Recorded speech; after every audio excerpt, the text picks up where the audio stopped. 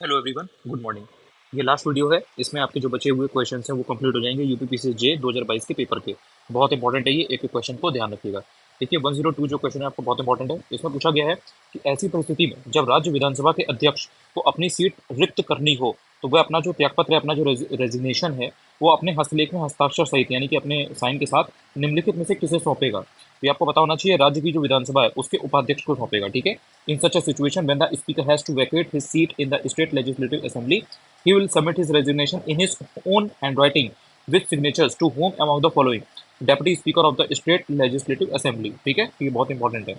इसके बाद आप देखते हो कि लोक लेखा समिति के सदस्य निम्नलिखित में से होते हैं। मतलब आपको ये बताना है कि जो पब्लिक अकाउंट कमेटी है ना, उसमें जो मेंबर्स होते हैं वो किस किस के होते हैं। लोकसभा राज्यसभा के कितने कितने होते हैं, तो आपको पता होना चाहिए कि लोकसभा के 15 मेंबर होते हैं और राज्यसभा के 7 मेंबर होते हैं। टोटल कितने मेंबर होते हैं? 22। यही चीज़ यहाँ पर है कि 15 + 7 22। ठीक है, पब्लिक अकाउंट्स कमेटी, लोक लेखा कमेटी, बहुत इंपॉर्टेंट है ये। इसके बाद में आप देखते हो कि दिव्यांग यानी कि विकलांग जनों के लिए राज्य निधि के खातों का ऑडिट किसके द्वारा किया जाएगा। तो इसमें जो नियंत्रक है वो भी करते हैं और जो मालिका परीक्षक है वो भी करते हैं। यानी कि the accounts of the state fund for persons with disabilities shall be audited bye, यानी कि ऑडिट कौन करेगा? जो कंट्रोलर एंड ऑडिटर जनरल जो होते हैं ये लोग करते हैं। इसके बाद में आप बात करते हो कि हड़प्पा सभ्यता की यानी कि Indus valley civilisation, as usual बहुत इंपॉर्टेंट है, तो आपसे पूछा गया है इंडस वैली सिविलाइजेशन के निम्नलिखित में से किस स्थान से जल संरक्षण के साक्ष्य मिले हैं। तो जो धौलावीरा है ना, उसमें आप जानते हो बहुत इंपॉर्टेंट है ये धौलावीरा। इससे कई बार यूपीपीसी एसआरओ यारू में क्वेश्चन पूछे जाते रहे। तो वहां पर जल संरक्षण के यानी कि वाटर कंजर्वेशन के जो साक्ष्य हैं, जो एविडेंसेस हैं, वो आपको मिले हैं। तो ये आपको याद रखना है। इसमें जो बाकी ऑप्शन है उनके बारे में भी थोड़ा थोड़ा आपको देख लेना है, जैसे मोहनजोदारो हो गया, कालीबंगा हो गया, लोथल हो गया।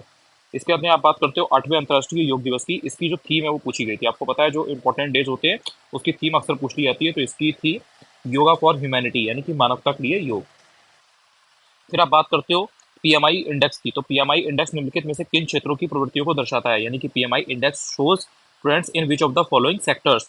तो इसमें जो सर्विस सेक्टर है और जो मैन्युफैक्चरिंग सेक्टर है, इन दोनों के बारे में जो पीएमआई इंडेक्स है वो बताता है। ठीक है। इसके बाद में नेक्स्ट क्वेश्चन है, योजना दी गई है आपको, स्कीम दी गई है एंड उनके ईयर आपको बताने हैं। तो इसमें आपको 4 स्कीम दी गई है। एक आपको दी गई है आत्मनिर्भर भारत, एक आपको दी गई है पीएम वाणी, एक आपको दी गई है पीएम कुसुम, और फिर आपको दिया गया है आयुष्मान भारत। सबसे पहले जो आपका आत्मनिर्भर भारत है ये हो जाएगा आपका 2020 में। ठीक है, क्योंकि आपको पता है जब कोविड हुआ था तो कोविड की पहली वेव के बाद में आत्मनिर्भर भारत 2020 में आई थी, नवंबर 2020 में। ठीक है। फिर आप बात करते हो पीएम वाणी की। तो पीएम वाणी आपका हो जाएगा दिसंबर 2020 में, मतलब ये जब आपकी आई थी नवंबर 2020 में, इसी के बाद आपकी पीएम वाणी आ गई थी। उसके बाद में आप बात करते हो पीएम कुसुम की। तो पीएम कुसुम उसके बाद अगले साल 2019 में आई, 2019 में पीएम कुसुम आई। उसके पहले मतलब 1 साल पहले उससे पीएम कुसुम जो है वो 2019 में आपकी आई। और जो आयुष्मान भारत है ये आपको एज यूजुअल पता है कि 2018 की है। अभी हाल में इसके जब पूरे हुए थे 6 साल तो बहुत सारे प्रोग्राम वगैरह भी हुए थे, उसमें कुछ कुछ प्रोविजन में भी चेंज किया गया था। तो आयुष्मान भारत आप जानते हो कि 2018 की है। यहाँ से आप इसको सीधे सीधे लगाते। पीएम वाणी जो है ये आपकी दिसंबर में आई थी। और सबसे पहले आत्मनिर्भर भारत जो है वो आपकी इंपॉर्टेंट थी, तो वो नवंबर 2020 में थी। और फिर आपने पीएम कुसुम को देखा था। ठीक है, तो ये 4 थी, इनको याद रखिएगा, क्वेश्चन आपसे पूछा जा सकता है। इसके बाद में जो ये है ये इतना कोई काम का क्वेश्चन नहीं है, तो इसको आप इग्नोर कर सकते हो। इसके बाद में ये वाला जो क्वेश्चन है मोस्ट इंपॉर्टेंट है, निम्नलिखित में से चोल वंश के किस शासक ने शिवपाद शिखर की उपाधि धारण की थी। तो इसमें राजराज प्रथम जो है ना उसने ये किया था। Which of the following rulers of the Chola dynasty assume the title of Shivapada Shikhar. तो ये जो है इसमें राजराज वन हो जाएगा। ठीक है, चोल डायनेस्टी बहुत इंपॉर्टेंट है, चोलास के बारे में अक्सर पूछते हैं, इसलिए चोलास के बारे में आपको पढ़ के जाना है। फिर आपका हो जाएगा चंद्रयान 2 रोवर। ठीक है, जो प्रज्ञान नाम के एक विद्युत उत्पादन प्रणाली है, निम्नलिखित में से क्या है? ये 6 पहियों वाला एक रोबोटिक व्हीकल है। इन्होंने बेसिकली यही पूछा है कि जो चंद्रयान 2 रोवर है ना, एक an electric power generation system जिसको हमने प्रज्ञान नाम दिया है, इस विच ऑफ द फॉलोइंग ये है क्या? तो ये बेसिकली 6 व्हील्ड रोबोटिक व्हीकल है। अब तो आपका चंद्रयान 3 वाला हो चुका है, चंद्रयान 3 मिशन, तो उसके बारे में आपको पता होना चाहिए।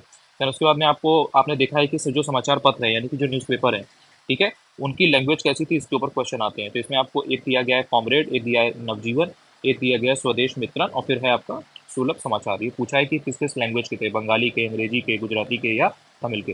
तो सबसे पहले आपका जो कॉमरेड है ये आपका इंग्लिश का था, जैसा कि आपको नाम से पता चल रहा है, कॉमरेड कॉमरेड आपका इंग्लिश का हो गया। इसके बाद में आप बात करते हो नवजीवन की। तो नवजीवन आपका गुजराती का था, नवजीवन आपका गुजराती का था, इसको याद रखिएगा। इसके बाद में आपका आता है स्वदेश मित्रन। तो स्वदेश मित्रन जो है ये आपका तमिल का था, स्वदेश मित्रन आपका तमिल का था। और फिर जब आप बाद में बात करते हो सुलभ समाचार की, तो सुलभ समाचार आपका हो जाएगा बंगाली का। ठीक है, सुलभ से आप याद कर सकते हो। देन इसके बाद क्वेश्चन है कि which Indian documentary film has received an Oscar nomination 2022। यानी कि 2022 के ऑस्कर नॉमिनेशन के लिए किस इंडियन डॉक्यूमेंट्री फिल्म ने ऑस्कर नॉमिनेशन हासिल किया है? तो राइटिंग विद फायर, जो राइटिंग विद फायर है ना, इसको 2022 में ऑस्कर नॉमिनेशन के लिए हुआ था डॉक्यूमेंट्री को। इसके बाद आपको ध्यान रखना है कि 114वां क्वेश्चन है, निम्नलिखित में से कौन से हस्तांतरण भुगतान के उदाहरण है, यानी कि जो ट्रांसफर पेमेंट का एग्जाम्पल इसमें से क्या क्या है। तो इसमें आपको देखो, पहला क्या है, अनएम्प्लॉयमेंट अलाउंस, ठीक है, अनएम्प्लॉयमेंट जो अलाउंस है ये होता है, यानी कि जो बेरोजगारी भत्ता है। इसके बाद में पेमेंट ऑफ सैलरी, नहीं भाई, ये ट्रांसफर पेमेंट में थोड़ी ना आता है पेमेंट ऑफ सैलरी। फिर इसके बाद आप बात करते हो कि सोशल सिक्योरिटी पेमेंट, तो ये भी आपका ट्रांसफर पेमेंट में आएगा, सोशल सिक्योरिटी का जो है। और इसके बाद में आपकी ओल्ड एज पेंशन, ठीक है। मतलब आप बहुत ध्यान से देखो, इसमें उन्होंने ये कहा है कि ट्रांसफर पेमेंट, पेमेंट आपको ट्रांसफर किया जाता है। जैसे कुछ कुछ आप कह सकते हो जो छात्रवृत्ति टाइप की चीज़ें होती है ना, उसकी बातें कर रहे हैं। जैसे बेरोजगारी भत्ता है भाई, वो आपको मिल रहा है, हर महीने मिल रहा है, या 6-6 महीने में मिल रहा है, 3-3 महीने में मिल रहा है। सामाजिक सुरक्षा भुगतान जो है वो भी वही है, सोशल सिक्योरिटी पेमेंट टाइप का, वही जो मैंने आपको एक पेंशन टाइप का बताया ना कि छात्रवृत्ति टाइप का, जैसे स्टूडेंट्स को मिलती है, तो वो हो गया। वृद्धावस्था पेंशन जो है ये भी वही चीज़ हो गई, ओल्ड एज। लेकिन जो वेतन का भुगतान है ये नहीं होता है, तो इसमें आप दो जो है इसको अगर आप हटा दोगे तो आपका ये ऑप्शन पहले ही हट गया है। और बाकी आपको पता है कि बेरोजगारी भत्ता इसमें होता ही होता है, सोशल सिक्योरिटी पेमेंट होता ही होता है, और ये ओल्ड एज पेंशन होता ही होता है। तो 134 यहाँ से आपका आंसर आ जाएगा। तो कई बार ये जो लिखा हुआ है ना, इससे भी आप समझ करके आंसर निकाल सकते हो। इसके बाद में हो जाएगा, ऋग्वेद में उल्लिखित दशराज युद्ध किस नदी के किनारे लड़ा गया था। तो इसमें परुष्णी रिवर हो जाएगी। On the bank of which river the battle of 10 kings mentioned in Rigveda took place. तो ये आपका हो जाएगा परुष्णी रिवर। बहुत इंपॉर्टेंट है, ये ऋग्वेद से पूछते भी है। देन क्वेश्चन आया हुआ है, निम्नलिखित में से किस विदेशी यात्री ने अनारकली की दंतकथा का उल्लेख किया है। तो इसमें जो विलियम फिंच है ना, इसने किया हुआ है। Which of the following foreign travellers has mentioned the legend of Anarkali. ये विलियम फिंच हो जाएगा। अब आपका ये, अब आप देखो एक बात ध्यान समझो, आपने देखा होगा कि विलियम हॉकिंस के बारे में 2023 में आया हुआ है, ठीक है। रॉल्फ फिंच के बारे में आप देखना, 2021-22 का जो पेपर था उसमें इन दोनों के बारे में इस ऑप्शन में दिया गया था, क्रोनोलॉजी वगैरह में दिया हुआ था। और जो टॉमस रो है इसके बारे में भी आपको अक्सर देखने को मिलता है, और विलियम फिंच के बारे में आपको देखने को मिलता है। तो यहाँ पर विलियम फिंच आंसर ठीक है, लेकिन जो बाकी के ऑप्शन हैं इनको आपको थोड़ा थोड़ा पढ़ लेना है। जैसे 2023 में विलियम हॉकिंस के 2 स्टेटमेंट बना के दे दिया था, इसी तरीके से हो सकता है कि रॉल्फ फिंच के बारे में आपको 2 स्टेटमेंट बना के दे दे। अब ये ट्रेवलर्स से पूछते हैं, ये चीज़ आपने देख ली होगी। अभी इसी पेपर में आपने देखा था फायान वेनसांग और इत्सिंग और अलब्रूनी के ऊपर भी क्वेश्चन आया हुआ था। तो आई होप आप समझ पा रहे होगे टॉपिक को, थीम को। इसके बाद आपका आ जाता है, 15वें वित्त आयोग की सिफारिशें निम्नलिखित में से किस काल के लिए है। तो ये 2021-22 से 25-26 तक के लिए है, ठीक है। अब इस समय कौन सा वित्त आयोग आया हुआ है ये आपको कमेंट सेक्शन में बताना है, ये बहुत इंपॉर्टेंट है, याद रखिएगा। Recommendation of 15 finance commission are for which of the following period. तो 2021-22 से 25-26 के लिए हो गई। देन इसके बाद जो आपका ये आ जाता है, लैंगिक अपराधों से बालकों का संरक्षण अधिनियम के अंतर्गत बच्चा कौन है। 18 साल से आयु की जो कम है ना, उनको बच्चे के अंदर कैटेगराइज किया जाता है। Who is a child under the protection of children from the sexual offence act, यही वही वही पॉस्को एक्ट है, ठीक है, 2014 वाला। तो ये आपका before the age of 18 years, 18 साल से आप कम हो तो इसमें आओगे। इसके बाद आपका आ जाता है, धर्मार्थ बंदोबस्ती अधिनियम कब पारित किया गया था। तो ये 1890 में पारित किया गया था, यानी कि when was the charitable endowment act was pass. तो ये आपका हो जाएगा 1890। इसके बाद है कि with reference to the French East India Company which of the following statements are correct, यानी कि फ्रेंच ईस्ट इंडिया कंपनी के बारे में आपको 2 स्टेटमेंट दी गई हैं, पूछा है कि ये इसमें से सही गलत कौन सी है। French East India company was founded in 1664, ये तो भाई बिल्कुल सही है, ये तो आपने पढ़ा ही है। जब आप फ्रेंच कंपनीज के बारे में बात करते हो तो सबसे पहले जो है फ्रेंच ईस्ट इंडिया कंपनी वो 1664 में स्टैब्लिश की गई थी। लेकिन जो दूसरी वाली है उसको ध्यान से पढ़ो, the first French factory in India was established in Pondicherry, ये आपका गलत हो गया। तो केवल आपका ये स्टेटमेंट सही है, ये गलत हो गया, तो इस तरह से आपका ये क्वेश्चन हो गया। इसके बाद आ जाता है कि पृथ्वी की सतह से ऊपर उपग्रह की ऊंचाई बढ़ने पर कक्षा को पूरा करने में लगने वाला समय बढ़ता है, ध्यान रखना। यानी कि उन्होंने ये पूछा है कि as the height of satellite above the earth surface increases, यानी कि अर्थ की सरफेस से जैसे ही सैटेलाइट की जो हाइट है जब वो बढ़ती है, इंक्रीज करती है, the time taken to complete the orbit, तो ऑर्बिट को कंप्लीट करने में जो टाइम लगता है वो ऑब्वियसली बढ़ जाता है। इसके बाद बात करते हो आप, Ghazali was the famous writer during whose period, यानी कि किसके पीरियड के समय में, किसके टेन्योर के समय में गिजाली जो है बहुत पॉपुलर फेमस राइटर था। तो अकबर के समय था। देखो वही सेम ऑप्शन है, अलाउद्दीन खिलजी इनका फेवरेट है, ये अलाउद्दीन खिलजी दे रहे हैं। बलबन इनका फेवरेट है, अकबर इनका फेवरेट है, जहांगीर इनका फेवरेट है, ये सब इनके फेवरेट है। थोड़ा बहुत हो सकता है कभी बलबन की जगह आपको शाहजहां देखने को मिल जाए, लेकिन ये पूछते इसी से हैं। तो गिजाली किसके काल के विख्यात रचनाकार थे, Akbar is the right answer. Then इसके बाद हो जाएगा कि घरेलू हिंसा से महिला संरक्षण अधिनियम निम्नलिखित में से किस साल पारित किया गया था, 2005 में पारित किया गया था, यानी कि in which of the following year the protection of women from the domestic violence act was passed, 2005 is the right answer. इसके बाद में आप देख रहे हो कि निम्नलिखित नदियों में से कौन सी नदी ब्रंश घाटी से प्रभावित होती है। तो इसमें जो तापी है वो ब्रंश घाटी से प्रभावित होती है, यानी कि इसमें इन्होंने पूछा है कि which one among the following rivers flows through a rift valley, rift valley से कौन सी रिवर बहती है। तो Tapi is the right answer, Narmada भी ऐसी ही है। इसके बाद आप बात करते हो 125 में कि निम्नलिखित में से कौन टॉम बॉब सेंट के रचयिता हैं जिनको अंतर्राष्ट्रीय बुकर पुरस्कार 2022 से सम्मानित किया गया। तो इसमें जो गीतांजलि श्री है ये है। अभी करंट का क्वेश्चन है, लेकिन इस टाइप के क्वेश्चन को इसलिए पढ़ा रहा हूँ सो दैट आपको समझ में आए कि जब 2024 का पेपर दे रहे हैं तो इस टाइप की जो चीज़ें हैं उनको भी आपको पढ़ते हुए चलना है, यही इंपॉर्टेंट है, यही पढ़ा जाता है। In which year the Indian rupee was devalued twice within a month, यानी कि एक ही महीने में डिवैल्यू हो गया था इंडियन रुपी। तो ये 1991 की बात है, 1991 की बात है। भारतीय रुपए का एक ही महीने में 2 बार अवमूल्य किया गया था। बहुत इंपॉर्टेंट है ये। इसके बाद आप देखते हो कि भारतीय संविधान की यानी कि इंडियन कॉन्स्टिट्यूशन की छठी अनुसूची में प्रदत्त स्वायत्त जिला परिषद की व्यवस्था उत्तर पूर्व भारत के किस राज्य पर लागू नहीं होती है? तो नागालैंड पर लागू नहीं होती है। यानी कि उन्होंने पूछा है the autonomous district council under the 6th schedule of the constitution of India is not operative, यानी कि किस पर लागू नहीं होती है? To which of the following states of north east India? इसमें असम, मेघालय, त्रिपुरा और नागालैंड। तो इसमें Nagaland is the right answer, याद रखिएगा, Nagaland is the right answer. बहुत इंपॉर्टेंट है ये।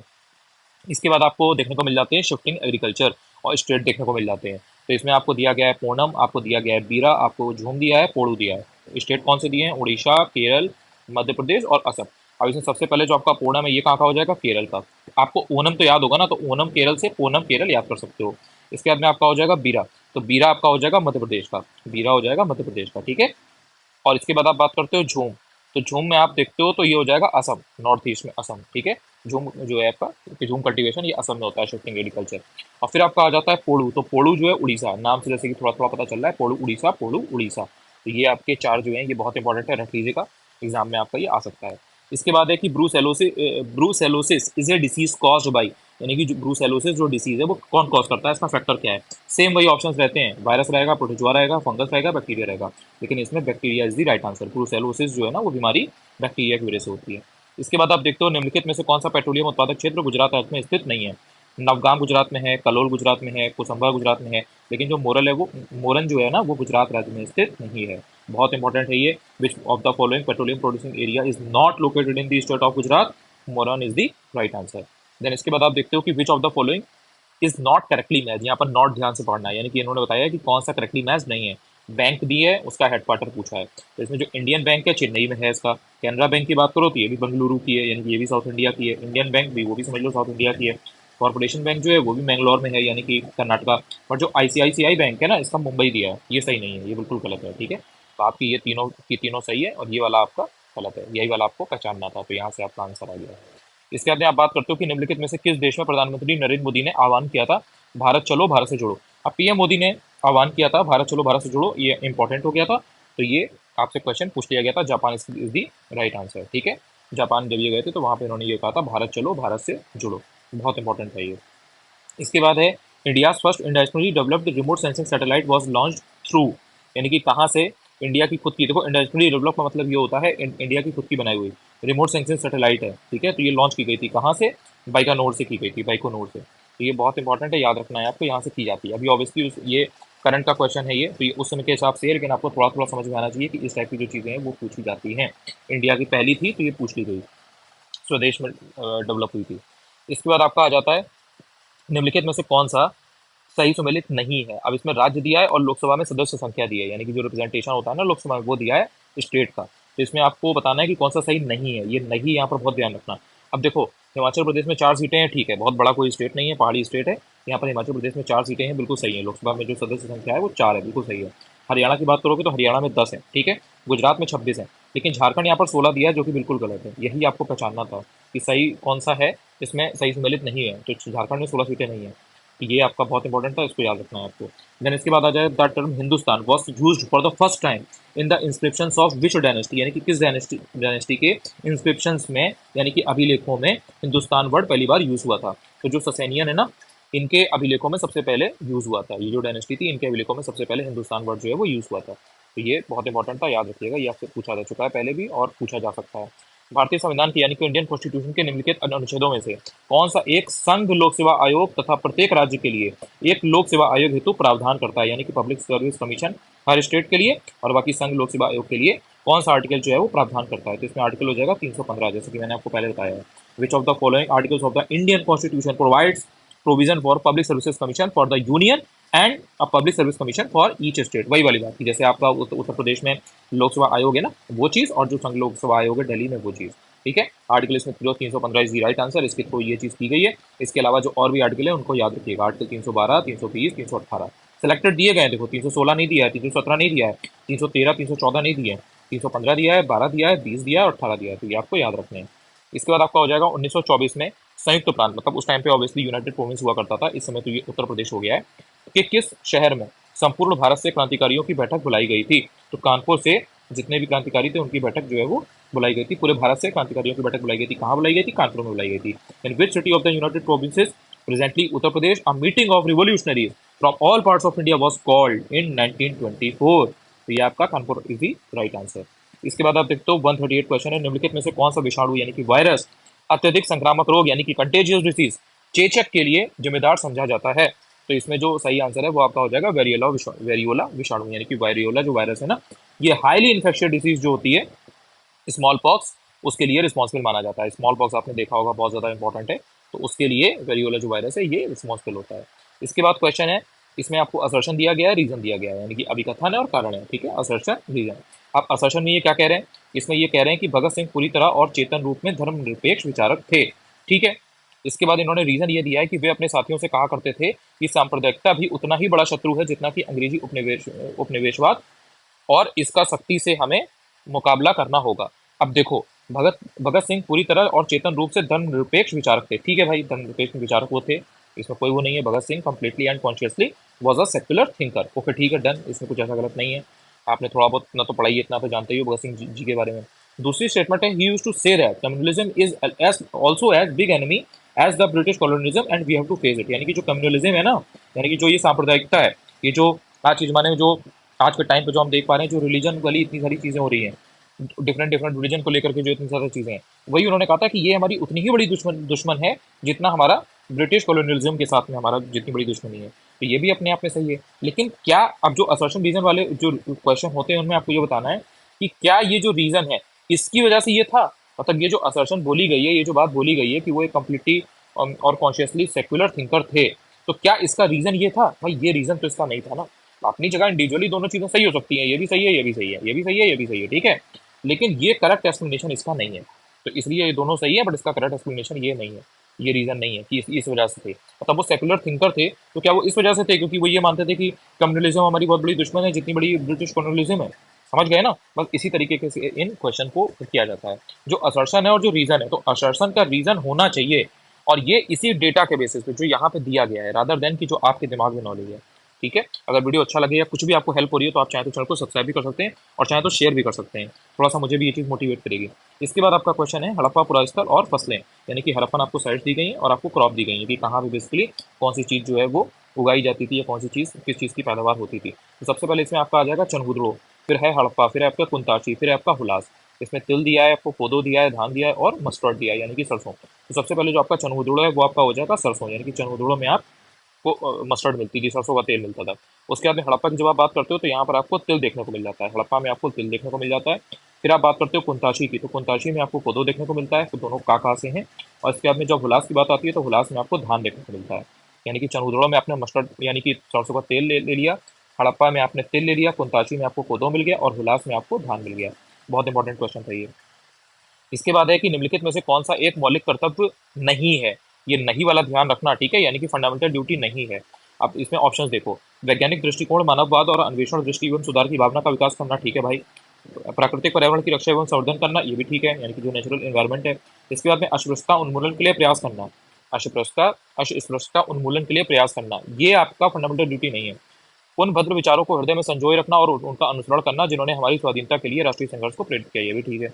Which of the following is not a fundamental duty, यानी कि फंडामेंटल ड्यूटी नहीं है। To develop scientific temper, humanism and spirit of inquiry and reform, तो ये तो है।